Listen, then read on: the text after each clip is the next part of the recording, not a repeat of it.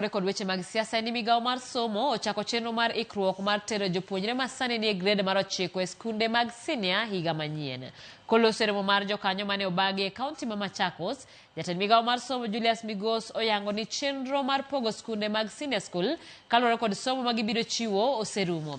Ka chike mabiro tayo somo e skunde go ibiro tiek tok twak ma idhi bagi e kauntis duto 47 moyangi kawuono. Jokanye sekta mar somo dorome alap ma People's Park Machakos mar yango twak mabiro timore counties duto 47.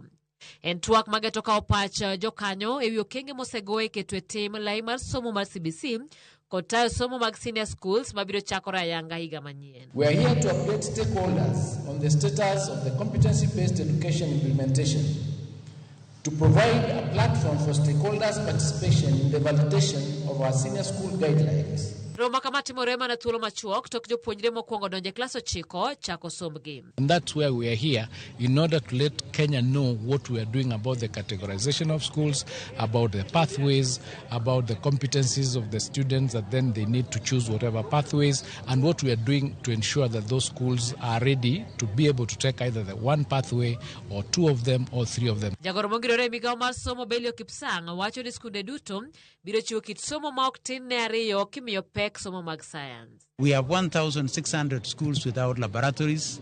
As of today, senior schools, we would want to make sure that all these schools have labs so that to optimize on the facilities that are there and to optimize on our teachers, every school will be required to take 2 pathways. And the science pathway will be taken by every school, and that's why we are putting up laboratories so that each school will be able to take at least 2 pathways. Migao mar somo bende joje ten sikunde mondo hore ka gisingori omenda mag siro sombo jopuonjre biro chope skunde machiegni ni. There is a balance of 14 billion that is remaining to be released for term 1, which will make the 50% of the capitation for the whole year. And we're working with Treasury to release these funds, and they are putting resources together.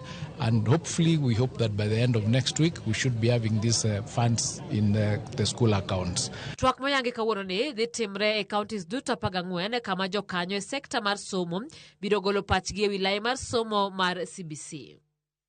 Oganda jiwo mondo ter nyithindgi manyiri mantiere kind higni 10 nyaka 14 mondo yud chanjo mar